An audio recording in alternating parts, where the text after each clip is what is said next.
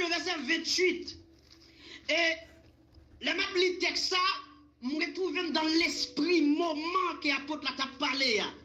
Et me senti que l'apôtre l'a dit ça. D'ailleurs, il a pleuré déjà, tout le peuple a pleuré lorsqu'il a quitté l'église. Ça. Après, il finit passer tout le temps ça pour te enseigner, former. Et il a quitté avec l'eau, pour le dire des mots d'ordre.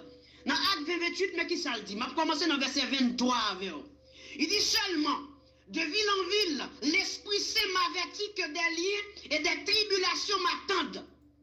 Bamboche, je dis à pas dire bagay ça, parce que pas aucun lien ni persécution capitaine mais c'est ça parce que yo tellement à l'aise, yo pas prêcher l'évangile, yo pas nuire personne monde. Et c'est la raison pour laquelle Jésus-Christ avait été persécuté, lapidé, tué. Pourquoi? Parce que les apôtres avaient été tués, lapidés, tués. Pourquoi? Parce que les apôtres prêchaient la parole. Parce que les apôtres annonçaient l'évangile. Parce que les apôtres prêchaient la bonne nouvelle. C'est pour cela qu'Apocalypse 12:10 dit ils l'ont vécu à cause du sang de l'agneau et à cause de la parole de leur témoignage. Car ils n'ont pas aimé leur vie jusqu'à craindre la mort. Donc, ce qui fait qu'ils n'avaient pas peur de mourir parce qu'ils prêchaient la parole. Mais regardez bien, les débauchés qui prêchent l'évangile maintenant, est-ce que ces gens vont être persécutés? Pourquoi? Est-ce que ces gens vont être lapidés? Pourquoi? Est-ce que ces gens vont adorer, réunis dans une maison ou dans un endroit, la porte fermée, comme dans l'Acte chapitre 4? Pourquoi? Pourquoi ils vont se réunir dans une maison porte fermée? Parce qu'ils ont peur que les gens viennent les attaquer. Qu'est-ce qu'ils prêchent? Ils ne peuvent pas.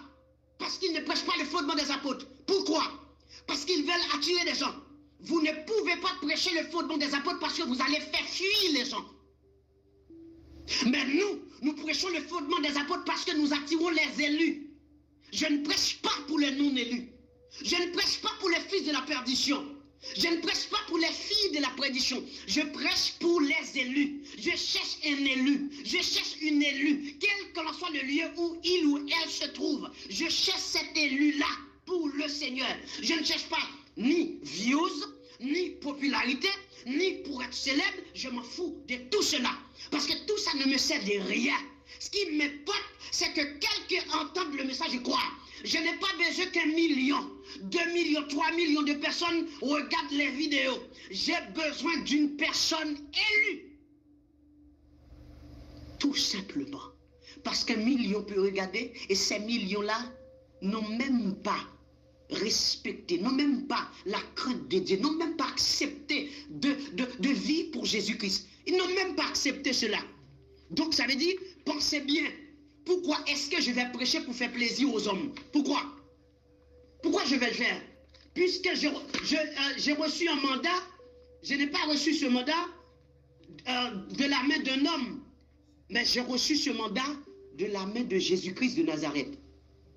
Donc, posez-vous la question, pour quelle raison je vais prêcher un message pour faire plaisir aux hommes?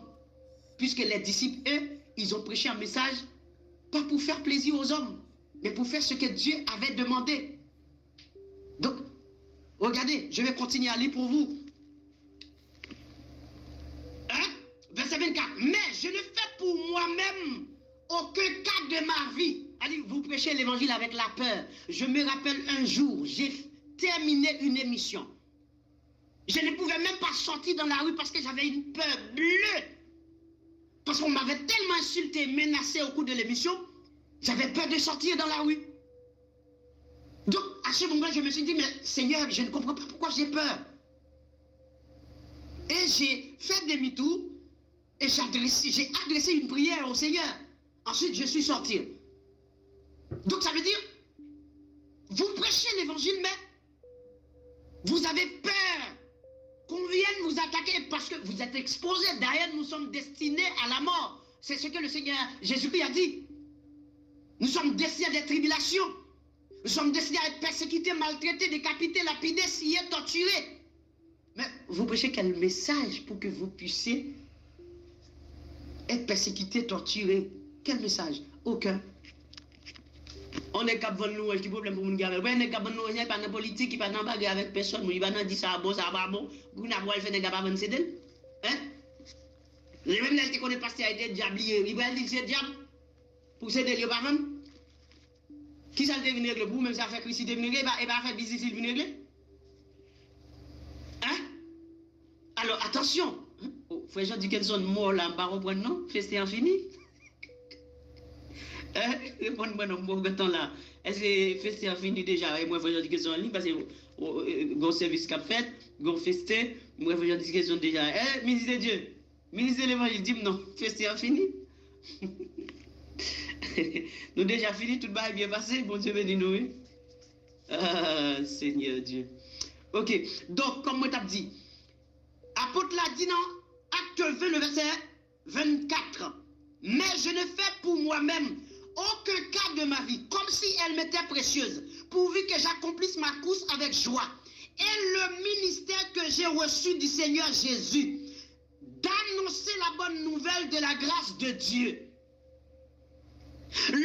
La responsabilité des hommes de Dieu, c'est d'annoncer la bonne nouvelle. Les places publiques, maison, porte en porte, les rues, Facebook, toute occasion. Il y a des gens qui me disent, mais pourquoi vous utilisez Facebook? Parce que vous dites que Facebook, c'est un truc de diable. Oui, les réseaux sociaux, c'est un truc de démon. C'est un truc de diable. Oui, c'est le monde de l'iniquité. Le monde de l'iniquité. Tous les gens qui sont tout autour de nous, ce sont des gens qui portent l'esprit du malin, qui n'ont pas l'esprit de Christ. Mais, dès qu'on sait 4, le verset 2 nous dit, le Seigneur nous dit, prêche à toute occasion, favorable ou non, sensible, insiste.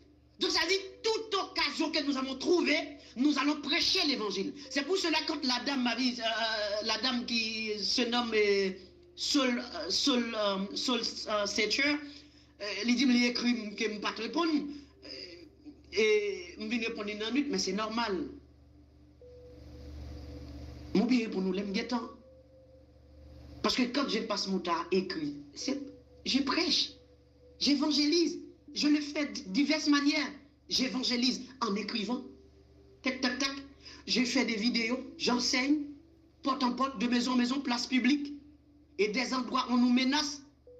Une fois, il y avait des jeunes qui... Bon, je vais vous expliquer ça, je vais vous donner ce témoignage. Je m'appelle une fois, on était dans un arrêt de bus, on évangélisait. Pendant qu'on évangélisait, il y avait des jeunes qu'on prêchait, et puis des jeunes qui fument le weed. Et puis, pendant qu'on évangélisait, je ne sais pas s'il y avait quelque chose que j'avais dit qui n'était pas dans les intérêts. Et puis je voyais le jeune qui venait vers moi, avec ses yeux rouges, et ils étaient plusieurs, pendant que nous évangélisons. Et la façon qu'il venait vers moi, mes bien-aimés, au fond de moi, j'ai senti profondément qu'il avait la volonté, sans aucun doute, de venir me frapper, et il était sur le point de venir me frapper. À ce moment, je sentais que j'allais recevoir des coups. J'ai adressé une prière, j'ai dit, Seigneur, je presse ta parole. Ne permets pas à ce que ces jeunes qui filment, qui n'ont même pas leur tête, me frappent. Et quand il arrive, what happened, man? What happened? Et puis, il dit, ah, c'est toi, pasteur? Ah, ok. Bon, je ne dis pas que je suis pasteur, mais des fois, on m'appelle comme ça. Ah, c'est toi. Ah, ouais, c'est bien. Ah, ouais, tu prêches la parole. Ah, c'est bien. Franchement, bien-aimé, à ce moment-là, je me sentais tellement bien dit, oh, Seigneur, tu m'as répondu. Alléluia. Et il allait me frapper parce que je sentais qu'il était venu même pour me frapper. Parce que ce que je prêchais ne lui faisait pas